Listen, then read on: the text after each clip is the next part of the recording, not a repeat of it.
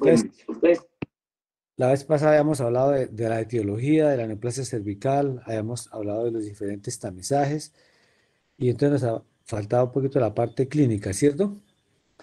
Entonces, las manifestaciones clínicas de la neoplasia cervical, digamos que la neoplasia intraepitelial, que es la primera etapa que toma varios años, es asintomática, no produce ningún síntoma. Entonces es la etapa en que hacemos tamizaje, o sea, a la población de riesgo, aunque no tenga ningún síntoma, hacerle periódicamente pruebas de tamizaje. Ya hemos hablado, citología o prueba de pH depende de la edad de la paciente. Entonces, la forma de ver las lesiones tempranas que no tienen síntomas básicamente es la colposcopia, como está en la diapositiva. Lo que da síntomas es el carcinoma invasor. Cuando ya es invasor, entonces es un tumor que sangra fácil, que tiene necrosis, que tiene mal olor, que produce flujo abundante. Entonces, esa es la sintomatología inicial. Pero es una cosa tardía, o sea, no queremos, nos causa bastante frustración diagnosticar carcinomas invasores porque se han perdido muchos años antes en que esa paciente ha podido diagnosticarse con una lesión premaligna y haberla tratado. Entonces tenemos metrorragias, son sangrados, leucorreas, sobre todo de mal olor, ya al examen físico la presencia de una tumoración o de destrucción del cuello, que eso nos hace hacer el diagnóstico de una lesión de invasión. La neoplasia cervical se va a estratificar entonces de acuerdo al estadio en que la diagnostiquemos. Digamos que hay una primera etapa que no se considera premaligna, que es el NIC1 o simplemente la infección por VPH. NIC1 es lo que llamábamos antes displasia leve y VPH es lo que en patología se ve como atipia coilocítica, esas células con vacuolas en el citoplasma que hacen sugerir la presencia del VPH. Y los cambios solamente están en el tercio interno del epitelio, entonces en la parte basal del epitelio, el tercio interno. La, Luego vendría la lesión de alto grado, que es la que predispone a cáncer, que es el NIC3, que es la displasia severa o el carcinoma in situ, es en la cual los cambios son mayores y comprometen todo el espesor del epitelio desde la capa basal hasta la capa superficial. Y intermedio a eso tenemos el NIC2 o displasia moderada, que es un problema para el diagnóstico y para el manejo, porque digamos que está entre el NIC1 y el NIC3. Entonces, NIC1 no se trata, se vigila, NIC3 se trata siempre, y entonces el NIC2, cuando cambió la terminología, lo metieron en el mismo costal del alto grado. O sea que teóricamente NIC2 sería igual a tratamiento. Pero realmente lo que se ha visto es que cuando un patólogo dice NIC2 o displasia moderada, la reproducibilidad entre los patólogos es bastante pobre. Si yo tomo 100 pacientes con NIC2 y se lo doy a un patólogo bien experimentado, más o menos me las distribuye tercera parte NIC3, tercera parte NIC2, tercera parte NIC1. De manera que para evitar eso, los patólogos deberían, cuando hay un resultado de NIC2, hacerle inmunohistoquímica, ver si esas alteraciones de las células producen células anormales, como el P16 o el Ki67, en cuyo caso eso sería un alto grado, porque se están reproduciendo normalmente, y si el NIC2 no expresa significativamente esas proteínas, pues sería un NIC1, bajo grado. Ese sería estrictamente como se diagnosticaría el NIC2, que es el que compromete hasta los 2/3 internos digamos, del epitelio. No alcanza a llegar al tercio superficial. Acuérdense que el BPH cuando llega al cervix se localiza en la parte basal. Ahí empieza la parte de reproducción y luego cuando ya produce alteraciones genéticas en las células, empieza a producir ya las displasias de alto grado y empieza a copar toda la extensión del epitelio. Digamos que cuando no hay un inmunistoquímica, uno se apoya un poquito en la prueba de BPH. Si yo tengo un NIC2 y la prueba de BPH me sale negativa, pues eso es un NIC1, obviamente. Entonces no tengo ningún problema, no lo trato. Pero si yo tengo un NIC2 y de pronto tengo los tipos virales de los más agresivos como 16, 18 o 31, pues probablemente eso sea un alto grado y deba tratarse por cuestión pronóstica. Eso más o menos en cuanto a la neoplasia intraepitelial. Entonces acuérdense el NIC1, que es displasia leve o atipia coilocítica, que en general se vigila, la mayoría regresa espontáneamente, no se trata. El NIC de alto grado, que es el NIC 3, que es el que tratamos siempre, y en intermedio el NIC 2, que debería tener una inmunistoquímica o una tipificación de BPH para ver si lo catalogamos como alto grado o como bajo grado. Posteriormente viene el carcinoma microinvasor, que es cuando ya la lesión se sale del epitelio y sobrepasa la membrana basal, y entonces la catalogan como A1 si es hasta 1 milímetro, A2 si es hasta 2 o 3 milímetros, hasta 2 milímetros básicamente. Y luego vendría el carcinoma estadio 1B. El primero es el 1A, que es el microinvasor, que sería 1A1 o 1A2, otros dan hasta 1A3. Y el 1B es cuando ya, antes se decía que cuando invadía 5 milímetros o más. Hoy se considera que cuando ya invade 3 milímetros o más, ya se considera 1B, porque se maneja igual. Entonces, de manera que el A3 prácticamente ya es parte del 1B. Antes la definición iba hasta 5 milímetros, ahora va 2 milímetros. Luego del 1B tenemos el estadio 2, el 3 y el 4. Esos estadios van a o B dependiendo si lo que está comprometido es la vagina o el parametrio. Entonces, el 2A cuando hay compromiso del tercio superior de vagina y el 2B cuando hay compromiso del tercio interno del parametrio. La vagina pues se evalúa por tacto vaginal, el parametrio por tacto rectal, acuérdense. Entonces, en el tacto rectal uno va a valorar ese espacio que hay entre la pelvis y el cuello, que es unos 2 centímetros, y cuando está liso y no está indurado, pues está libre, y cuando está indurado, pues está comprometido. Y a veces está corto, o sea que uno ve que está parcialmente comprometido, que sería el estadio B. El estadio 3 es cuando ya la lesión me está comprometiendo, digamos, hasta el tercio medio de vagina, el 3A, y el 3B cuando ya está comprometido todo el parametrio. Entonces ya es un estadio 3. Entonces, desde el punto de vista del parametrio sería estadio 2 si hay compromiso parcial y estadio 3 si hay compromiso total. Y el estadio 4 es cuando hay compromiso de recto, vejiga o metástasis. Esa es más o menos la estadificación de la lesión del cuello uterino. Entonces, es así para que se la graben. Aquí vamos a ver casos de inmunohistoquímica para que ustedes vean. El P16 tiñe de marrón las células, como estamos mostrándole aquí. Y el KI67 las tiñe, el P16 tiñe el citoplasma de la célula de marrón. Y el KI67 marca de fucsia el núcleo. Entonces, por ejemplo, aquí en la parte de la derecha inferior está un típico de P16. Arriba está la lesión, digamos, es una displasia severa, compromete todo el epitelio y abajo vemos que el P16 está positivo. En la inferior de la izquierda vamos a ver que está positivo el P16 porque es marrón, pero también tiene positivo el KI67, que es ese color más rojo o fucsia. Entonces tiene positivo a las dos. Ese es como se vería en la inmunistoquímica. Otro ejemplo, esto sería una positiva para P16. Fíjense que casi todo el espesor de todas las células están copando el marrón, el citoplasma.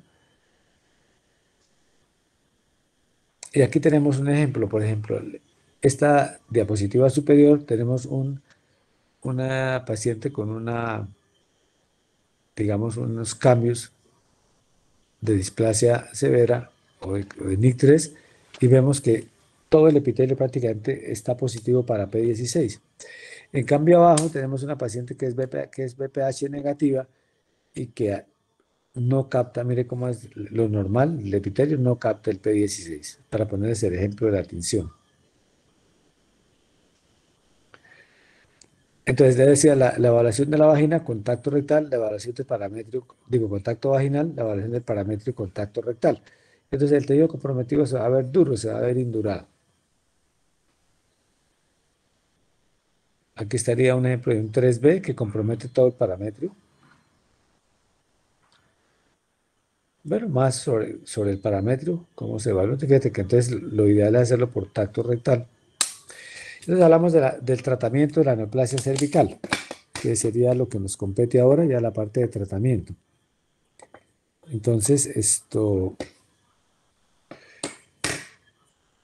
decimos, nuevamente repetimos, el bajo grado no se trata, es una vigilancia anual, si es BPH positivo.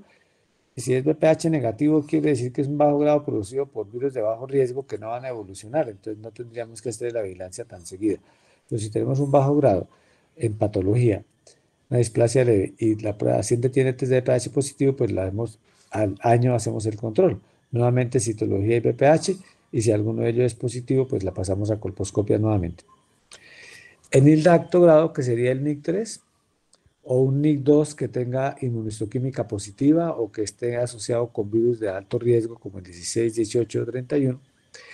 Entonces, ese lo tratamos. Y los tratamientos van desde destrucción local, como evaporación con láser, crioterapia o coagulación con diatermia, o la resección local, que es la conización. Durante mucho tiempo se utilizó la destrucción local. Hacíamos crioterapia, en otros estados, en otros centros muy avanzados hacían láser. En otros países como Australia usaban la diatermia, que es una coagulación bajo anestesia, porque eso duele, es una cauterización profunda.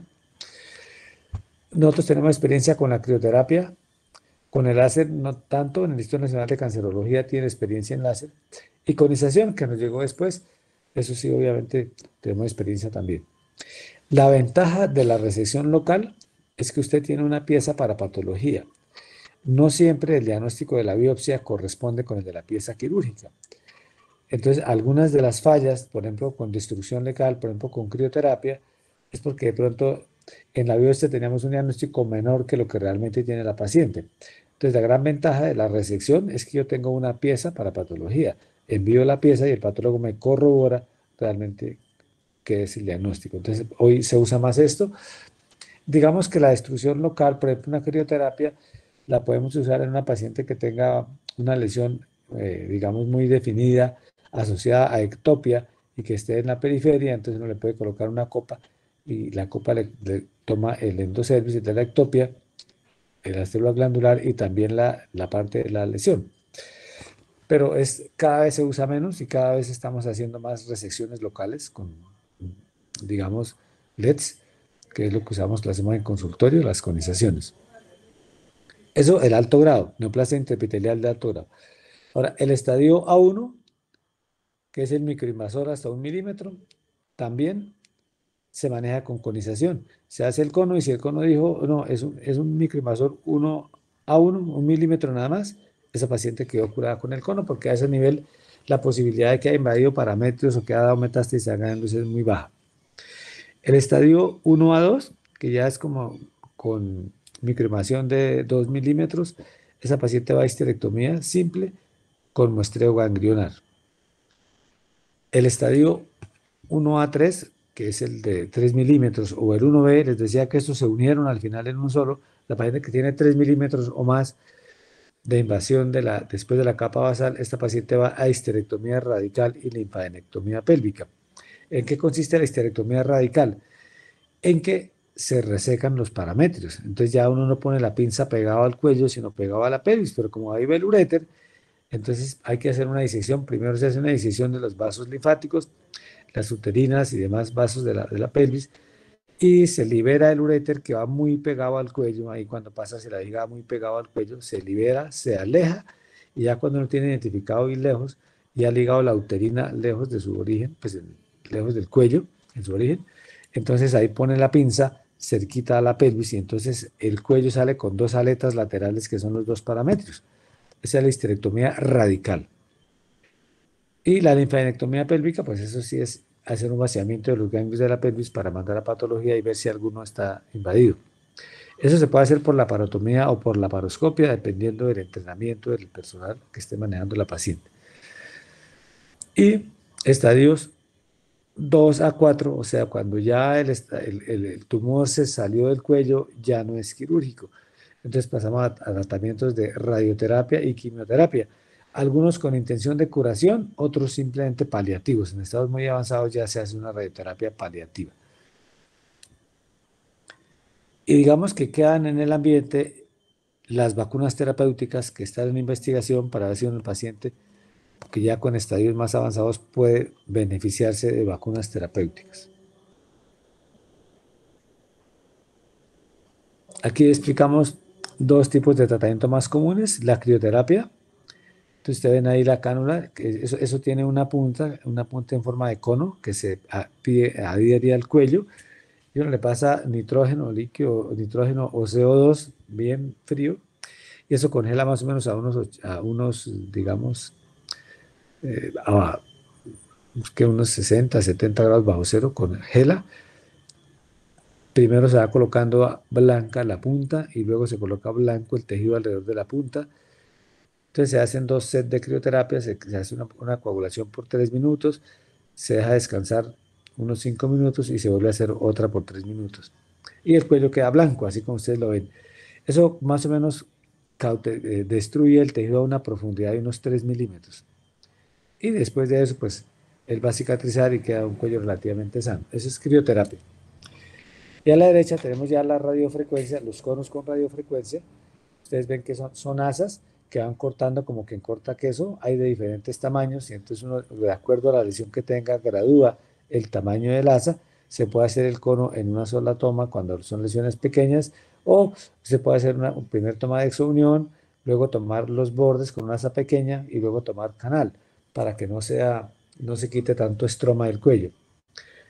Entonces es más o menos los dos tipos de tratamiento más comunes hoy en día. No sé si el tratamiento les quede alguna duda respecto a lo que es tratamiento. Doctor, cuando se hacía el tratamiento de bajo grado de vigilancia anual de BPH, cuando usted mencionó la colposcopia, ¿era Lo que para pasa es hacer que tamaño? cuando uno da manejo expectante, ¿qué hace? Repetir la citología y la prueba de pH al año. Si las dos son negativas, de pronto no necesita ni pasar a colposcopia porque quiere decir que ya eliminó el BPH y la lesión. Pero si la citología tiene alguna alteración o el BPH sigue positivo, vuelve a hacerse colposcopia. Y uno mira si hay necesidad o no de tomar otra biopsia. Y entonces, algunas de esas lesiones van a regresar, otras van a progresar. Entonces, si uno ve que hay progresión, pues ya si es un alto grado, pues lo trata. Y si se mantiene igual, lo sigue vigilando cada año. Y si desapareció, pues ya entonces pasa la paciente a su esquema de tamizaje a cada 5 años.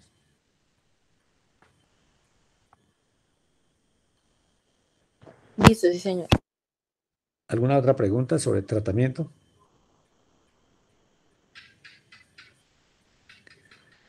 Entonces, dicho eso, pues está la prevención primaria, que es la vacuna, ¿cierto?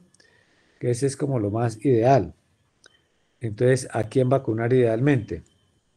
Entonces, decimos que vacunamos prioritariamente los jóvenes de 9 a 14 años, los dos sexos. Antes se vacunaba solamente el sexo femenino, pero como les explicaba, hay también un componente muy importante de patología en el varón que vale la pena prevenirse, como el cáncer de pene o sobre todo el cáncer de orofaringe, que es mucho más común en el hombre que en la mujer. Entonces, realmente los países que empezaron vacunando solamente mujeres están volviendo a vacunar otra vez los dos sexos. Entonces, vacunar es lo mejor. Idealmente antes de que empiecen a tener relaciones, de los 9 a los 14 años, vacuna gratis. Bueno, pero se puede vacunar posteriormente. Ya vamos a ver de acuerdo al tipo de vacunas hasta cuándo se puede vacunar la persona. Entonces, hay tres tipos de vacunas que hay. La primera que se hizo, que salieron, fueron dos, que básicamente tenían 16 y 18, como a nivel mundial se había encontrado que eran los virus que más frecuentes se asociaban a cáncer de cuello uterino, más o menos un 70% de los cánceres, pues esa fue la prioridad, porque no es fácil hacer vacunas para diferentes tipos de virus a la vez. Entonces, había el Gardasil, que es el que colocamos aquí a nivel de política de salud pública, que tiene para 16, 18 y que además le agregaron 6 y 11 para prevención también de verrugas. Y estaba el Cervarix de Glaxo, que solamente era 16-18. Estas vacunas tienen una efectividad cercana al 100% para los respectivos virus que se dan, ¿no? Para el 16-18 o en el caso del 6 y el 11. Entonces, el esquema de vacunación para ambos sexos de 9 a 14 años y hasta los 26 años se puede dar la vacunación, una dosis inicial y se repite a los 6 meses. Ese es el esquema tradicional de vacunación. Y a finales del año pasado llegó al país ya Gardasil 9, que está en otros países desde hace varios años, y que tiene para 6 y 11, y que al 16 y 18 le agregaron 31, 33, 45, 52 y 58, lo que nos da una protección desde el punto de vista de cáncer de aproximadamente el 94%, porque son los virus que más se asocian con cáncer, más o menos el 94% de los cánceres tienen cualquiera de estos virus. Esto es estudios hechos antes de la época de la vacunación, en estado natural. Obviamente, cuando las poblaciones que ya se han vacunado ya hace mucho tiempo, para 16-18, pues obviamente ya esto empezarán a aparecer otros cánceres menos frecuentes, pero ya digamos que pueden predominar otros, ¿no? Pero por ahora, digamos que la vacuna protege más o menos un 94%. ¿Y esta hasta cuándo? Pues se dice que esta se puede colocar hasta los 40 años, porque una paciente puede haber tenido infección por una cepa, pero no por todas esas. Entonces le puede servir. Entonces se está sugiriendo eso. Se sugiere también que las personas menores de 25 años que se vacunaron con Gardasil se coloquen un refuerzo de una dosis de Gardasil 9 para que adquieran cobertura contra los otros tipos que no tenían antes. Como les digo, la efectividad de esta vacuna es cercana al 100%, los efectos adversos son escasos, la mayoría son leves, como irritación local, dolor de cabeza, náuseas, fatiga, debilidad, fiebre y síncope. Esto de síncope es importante. La paciente le coloca a la persona o al joven se le coloca la vacuna y no debe levantarse inmediatamente, debe tener reposo de unos 20 minutos o media hora, porque a veces les da un poquito de mareo cuando se levantan y ustedes se acuerdan en la época de la epidemia mediática del Carmen de Bolívar, que ocurrió hace unos años, que todas las mujeres que se han vacunado empezaban a sentir un montón de cosas y la mayoría eran desmayos. ¿Se acuerdan que en televisión sacaban que las llevaban desmayadas allá adentro y salían caminando a las 2 horas, o sea, sin ningún problema? Eso fue una epidemia mediática, pero eso dañó la vacunación, bajó la vacunación de una meta del 90% al 10% en los siguientes años. Realmente eh, son pocos los efectos secundarios severos de la vacuna. Es una vacuna muy buena y es una vacuna que no tiene partes virales, no contamina, porque es hecha sintéticamente. Con la parte de los virus, la secuencia de aminoácidos que producen la respuesta inmune, eso es lo que se coloca, no es la parte viral viable. Bueno, digamos que esto es como para recordar lo que veníamos hablando. El VPH nos atañe a todos y es un problema de salud pública, es un enemigo silencioso.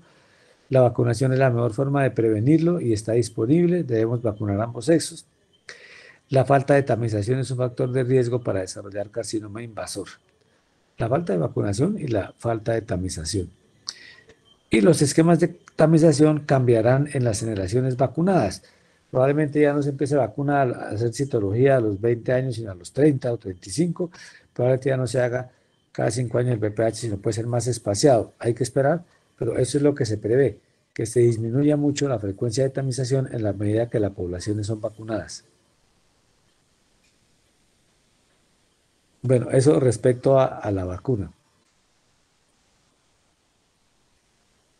Ahora vamos a hablar un poquito, darles un poco de imágenes de colposcopia, porque los que pasan por la liga pues no ven muchas cosas porque ya no se ven tantas como veíamos antes y además la consulta es escasa. Entonces vamos a mostrar algunas imágenes para que ustedes vean. Esto es una colposcopia de muy alto aumento. Entonces esto que normalmente es una línea delgadita se ve como una línea gruesa. Es una colposcopia, un cuello normal, donde se ven las glándulas endocervicales, cuando se coloca el ácido acético diluido, glándulas endocervicales adentro y aquí una línea homogénea que usualmente es mucho más delgadita, con menos aumentos, o sea, mucho menos más delgadita, mucho más delgada, que limita el tejido exocervical o escamoso del tejido glandular. Y vamos a ver, esto es ejemplos de eso. Esto es una paciente con ectopia, esto es tejido glandular normal, y mire que aquí va la línea delgadita que une. Probablemente esta foto pueda tener aquí en esta parte, alguien diga, probablemente pueda haber alguna displasia leve o simplemente metaplasia escamosa, porque es un poquito más ancho. Uno podría decir que aquí es posible que hubiera algo. Pero en general, lo que más vemos es metaplasia escamosa. Se produce por procesos infecciosos, se despule el cuello, se produce la ectopia y luego, con un proceso de reparación, se va cubriendo esa ectopia de fuera hacia adentro con tejido escamoso normal. Es la metaplasia escamosa que es normal. Aquí ven otro tipo bonito. Esto es una ectopia, se ve como granos de trigo, se ve el tejido glandular normal y fíjese la línea perfectamente delimitada, delgadita, delimitada, que limita entre lo que es exocervix normal y lo que es el endocervix. Aquí esto es como un artefacto más bien de la foto que está muy aumentada, no son lesiones, las lesiones vamos a ver después. Otro ejemplo de metaplasia escamosa, entonces vea cómo se van metiendo las islas de tejido escamoso, van cubriendo la parte de tejido glandular que estaba expuesta. Esto es una metaplasia escamosa después de una cauterización, por ejemplo, después de una crioterapia. Entonces fíjese cómo el cuello se ve sanito, pero se ven como unas líneas radiadas que van hacia el centro. Cada vez que uno ve eso así es porque esa paciente hizo una cauterización o una crioterapia o un cono y al cicatrizar entonces se ven esas líneas así. Entonces metaplasia escamosa. Bueno, hablamos aquí un poquito de los condilomas, porque así como se pueden ver en vulva, se ven en vagina. Esta es la forma como se ven en vagina los condilomas, que son las verrugas. Y lo menciono aquí porque entonces, mencionando la madre, ¿cuál es el tratamiento de los condilomas? Que no lo mencionamos. Pues es un proceso infeccioso producido por VPH. El 90% son producidos por cepa 6 y 11, que son de bajo riesgo para cáncer. Y el tratamiento pues va a depender de la ubicación de los condilomas, del tamaño, del número. De eso va a depender entonces el tratamiento. El tratamiento puede ser una cauterización que se puede hacer con anestesia local, sobre todo en vulva, cuando hay pocas lesiones, son aisladas y no son muchas, entonces uno puede cauterizar, es con una anestesia local las cauteriza y de pronto a los 8 o 15 días le hace un control y mira si hay alguna lesión residual, la vuelve a cauterizar y si no, pues está bien así. Los dermatólogos usan mucho la crioterapia. También podemos aplicar ácido tricloracético al 95%. Este es distinto al de las colposcopias, que es ácido acético al 3.5. Pero esto quema el tejido adyacente sano. Se producen quemaduras. Entonces, estas dos cosas, ácido tricloracético al 95 y podofilina al 20, las debe aplicar el médico. No se le da a la paciente para que se la aplique, porque la paciente se va a quemar. Y entonces el médico, ¿cómo lo hace? Si son condilomas aislados, entonces le aplica un poquito de vaselina alrededor del condiloma a la piel sana para que no se queme y luego así coloca ácido tricloracético con un palillo o con la parte de la punta de madera de un escobillón, poquita cantidad, bien sea ácido tricloracético o podofilina al 20. Y esto se tiene que repetir, por ahí cada quinto día, cada cuarto, quinto día se repite hasta que desaparezcan las lesiones. Digamos que en general la podofilina no se usa en mucosas porque puede absorberse y ser tóxica. Entonces la podofilina básicamente para lesiones de vulva y periné. El ácido cloracético sí se puede utilizar tanto en vulva y periné como en vagina. Después salió un medicamento muy bueno para vulva, que es la podofilotoxina gel al 5%, que se llama Podox. Lo tuvimos durante varios años y fue una bendición porque eso evolucionaban muy rápido los condilomas con eso. Y ese sí lo puede aplicar la paciente porque ya no es al 20% la podofilina, sino podofilotoxina al 5%. Entonces la paciente ya se lo puede aplicar en las zonas donde tenga condilomas y es lo aplicaba por ahí 2 veces por semana hasta que desaparecían las lesiones. Entonces cuando hay lesiones múltiples o extensas en la vulva, donde es fácil, donde es difícil colocar vaselina para proteger piel sana, pues lo ideal es esto. Desafortunadamente, porque no era rentable, dejaron de importarlo y no se consigue. Entonces nos queda el Iquimod en crema, el IMIC, al 3.5, 3.75%. Este es un estimulante de las defensas a nivel local. Y entonces se aplica también, este ya inicialmente venía a una concentración mayor, esta del 3.75 viene para que lo aplique la paciente, se puede aplicar por ahí día por medio. En las lesiones no se aplica mucha cantidad, se aplica lo que es, produce un poquito de irritación, pero no quema como los de arriba. Y generalmente esto es un tratamiento largo, usualmente por 4 meses. Mientras que con la podofilotoxina uno veía que en 15 días o 20 días pasaba el problema.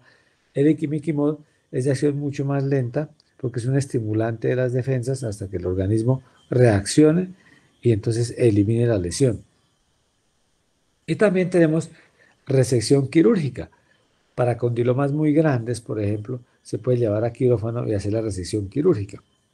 En quirófano también se puede hacer bajo anestesia regional una cauterización si tienen muchos condilomas múltiples, que es difícil colocar anestesia local tantas veces, pues se puede hacer bajo anestesia regional. En ese caso también pues, son indicaciones de pero básicamente la resección quirúrgica para masas muy grandes. Esas es más o menos las opciones de tratamiento de los condilomas, que los van a ver ustedes con relativa frecuencia. Bueno, entonces seguimos con las colposcopias. Esto es una lesión de alto grado y ustedes van a ver una lesión que se llama en colposcopia mosaico, que es esto que ven aquí como losas unidas por zonas gruesas. Estas zonas que a veces son alteraciones vasculares importantes. Entonces, hay mosaico grueso y mosaico fino. El grueso casi siempre, o sea, el grueso es que hay bastante ancho, estos vasos son anchos entre una losa y otra. Entonces, eso es sugestivo de una lesión de alto grado. Esta es otra lesión. Entonces, esta paciente, fíjese que es una lesión como de bordes nítidos que podría corresponder a un bajo grado. La biopsia de esta paciente le dio NIC1 y NIC2. Obviamente habría que tener inmunistoquímica para ver si la catalogamos como alto o bajo grado. Pero básicamente una lesión como geográfica, con bordes muy bien definidos. Eso generalmente es producido por el virus y se asocia usualmente a displasias de bajo grado. El mosaico puede tener mosaico, en algunas partes puede haber mosaico fino, como aquí, por ejemplo, aquí abajo, ustedes a la derecha van a ver un área como de mosaico fino. Esto es una lesión de alto grado, que es un tejido acetoblanco intenso, grueso, y sobre todo que en algunas partes es más grueso que en otras. Hay uno tenue y otro grueso. Eso es de una lesión de alto grado. Si le colocamos la prueba de Schiller con Lugol, vemos que no capta el Lugol. Son zonas iodonegativas. Entonces son zonas acetoblancas con el acético y iodonegativas con la prueba de Schiller o prueba de Lugol. Una lesión de alto grado.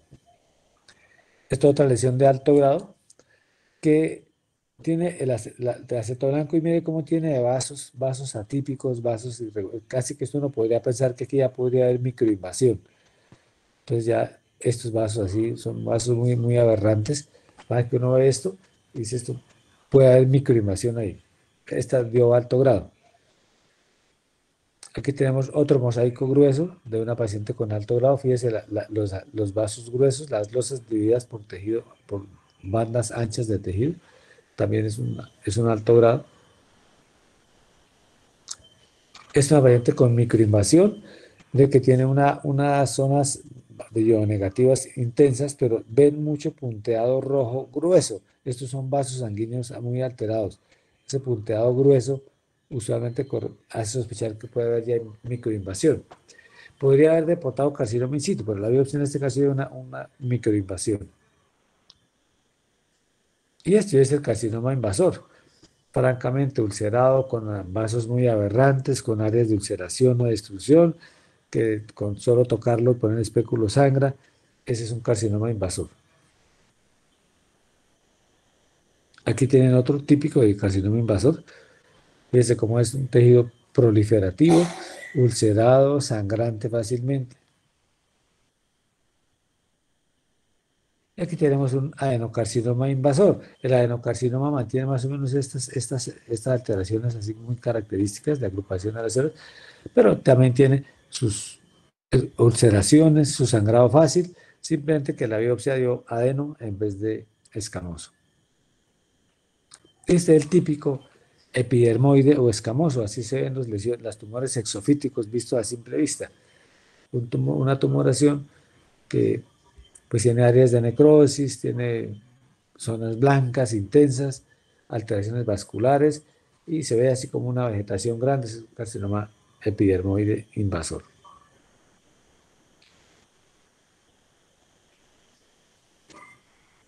Entonces, vamos a ver algunos casos para correlacionar citología y colposcopio y prueba de pH. Vamos a analizar algunos casos, los que hemos visto en la liga, para que ustedes los analicen. Es una paciente de 32 años, es G3, partos 3 y tuvo una citología NIC1 y esta es la colposcopia. Entonces, no sé si alguien quiera comentar qué le parece, qué le llama la atención de esa colposcopia.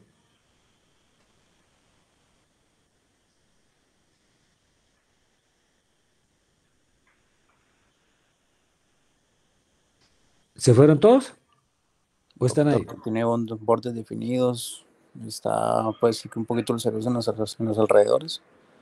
¿El labio anterior y el posterior le parecen iguales? No, en color no, ¿Qué le llama la atención? que uno está como que más azulado, se puede decir en color. No, más Otros, aceto blanco. Esta parte de atrás es una lengüeta de aceto blanca más o menos intensa.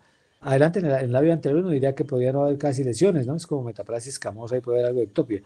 Pero atrás hay una lesioncita que le dicen, es una lesión que básicamente es un poquito más densa, un aceto blanco densa, ¿no? Miren en el ugol, es muy negativa. La otra parte de arriba puede ser negativa porque tenga ectopia, no necesariamente por lesión, ¿no? Entonces a la gente se le hizo una biopsia y la biopsia dio un NIC3. Y entonces se le hizo un cono y el cono dio NIC3 con bordes libres. Entonces volvemos otra vez, citología, NIC1, un cuellito que aparentemente no parecería muy anormal, pero que ya con el acético nos marcó aquí una zona un poquito más densa de aceto blanco y bien dio negativo, y entonces la biopsia, le tomamos biopsia porque obviamente citología NIC1 y esto pues uno no espera que sea un NIC3 de entrada, ¿no? Entonces no le va a poder hacer un cono de entrada, toca asegurarse, entonces le hice biopsia y ya con el diagnóstico de NIC3 pues se le hizo cono. Entonces esta paciente que se le hace una conización o que se trata un NIC3 y que los bordes son libres y que quedó completamente, el control se hace cuando a los 6 meses, ¿no? Y el control se hace con citología y prueba de pH. Si los dos son negativos, inclusive puede no pasar a colposcopia, pero si alguno de los dos está positivo, pues hace una colposcopia y se ve como si hay alguna lesión residual o no. Esta paciente tiene 42 años, es una G4 para 4, citología alto grado. Y así ven el cuello. ¿Qué le llama la atención de esa colposcopia? Ahí ya tiene ácido acético diluido puesto. ¿Qué le llama la atención? Que está bastante vascularizado. en mosaico. Mosaico grueso en el labio anterior, mire. Esto, ¿sí ve? Un mosaico y grueso. Eso llama la atención. Probablemente es muy negativa cuando le pongamos el ugol, ¿no? Véalo. Completamente negativa esa zona. Entonces se hizo una colposcopia de alto grado y la biopsia dio un carcinoma in situ. Se le hizo un cono y el cono dio NIC3 también con bordes libres. Entonces, igual esa paciente pasa a citología y BPH de control a los 6 meses. Entonces lo vemos así, bueno, lo vemos ahí. Esta sí la citología había dado alto grado. Digamos que esta paciente es la que uno le puede hacer de una vez el cono, ¿no? Porque si usted tiene alto grado en la citología y alto grado en la colposcopia, pues le puede hacer de una vez un intento de tratamiento para ahorrarle una consulta y una patología. Y le manda el cono a patología. Hubiera podido hacerse eso también. Esta paciente tiene 34 años, G1A1. Tiene una citología NIC2. Esa colposcopia, ¿qué les parece?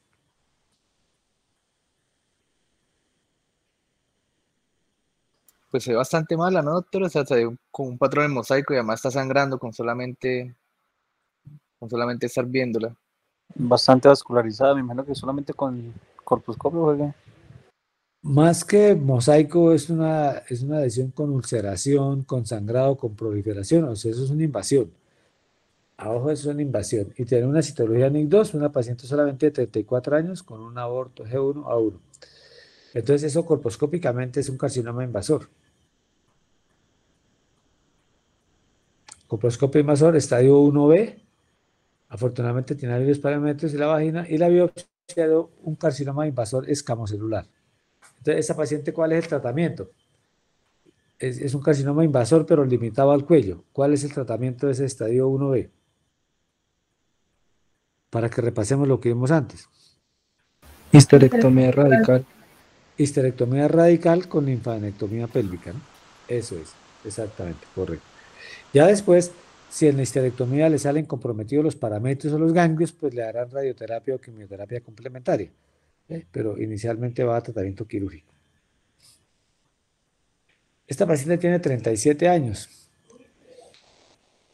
y le salió una BPH positivo para otros y una citología negativa. Por eso se hizo la colposcopia, porque, bueno, idealmente no debía pasar ni a colposcopia, ¿no? Pero estábamos empezando el tamizaje con BPH, entonces la pasamos a colposcopia. Tiene una citología negativa, ahorita no tiene citología, tuvo una citología negativa 3 años antes y aquí consultaba simplemente porque el BPH le ha salido positivo para otros. Y esa es la colposcopia. Entonces, ¿cómo ven el cuellito? Hay como unas lesiones acetoblancas. No, lo que ven a la derecha es mugre. Está el moco que quedó. No, esta parte. ¿Cómo la ven? Las partes oscuras, ¿no? Las que ¿Normal? están como... Está normal. Está normal, aparentemente normal. Vamos a ver qué pasa con colposcopia, quedó como normal, pero le tomamos un cepillado. Entonces repetimos la citología, como tenés citología hace 3 años, BPH positivo para otros, le tomamos una citología, sobre todo tomando canal y exocervis. Se tomó un cepillado y la citología nos dio cepillado negativo. Entonces, ¿cuál es la conducta? Entonces, es positivo para otros con cepillado negativo y colposcopia normal. Entonces, ¿cuándo le hacemos control a la paciente? 3 años. No, en un año. En un año o 18 meses, porque tiene BPH positivo, ¿no? Entonces se hace por ahí a los 18 meses o al año, se le repite otra vez citología y BPH, y si alguna vez le sale alterado, pasa a colposcopia. Entonces, fíjate, capta bien el colorante, lo único que no lo capta es el endocervis, de las actividades glandulares, pero es un cuellito sano, listo. Esta paciente es una de 29 años con citología NIC1 y tiene ahí esa colposcopia. El cervix está por aquí. Vamos a ver si tenemos algo más. Ah, bueno. Le ponemos el ácido, ¿no? Para que ustedes tengan una más opción. Mire con ácido cómo se volvió.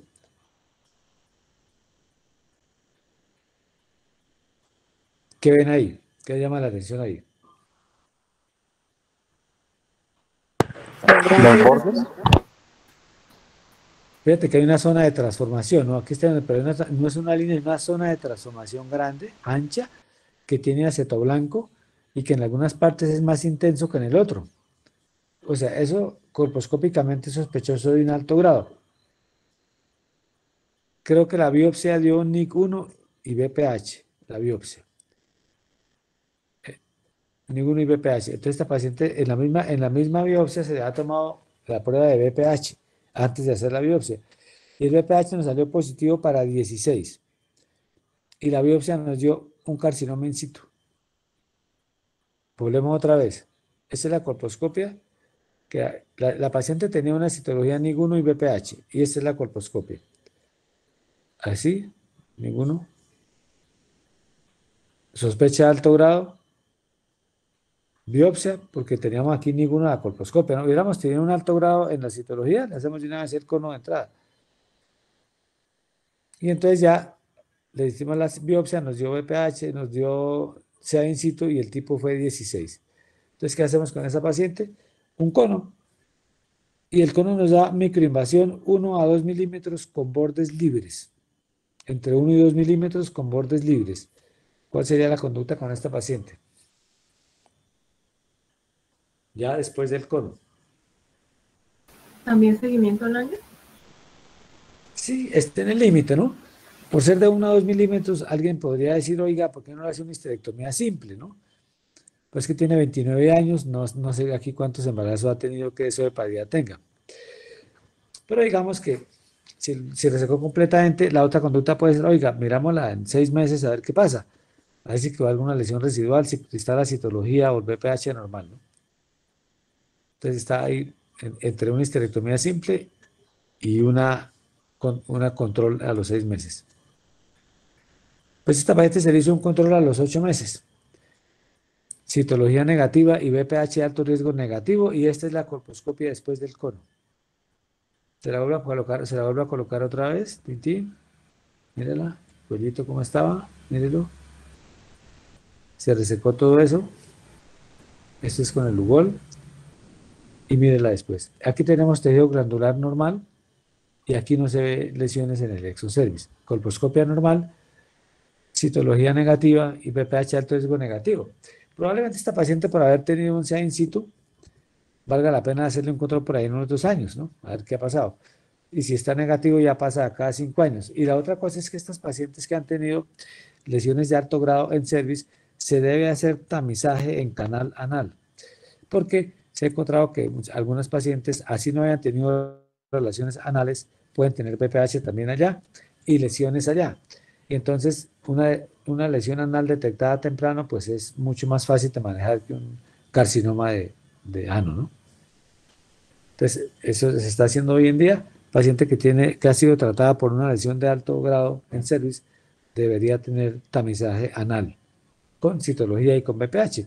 Y si alguno de esos da positivo, pues él hace una anoscopia de alta resolución, que es como una colposcopia, pero con una anoscopia.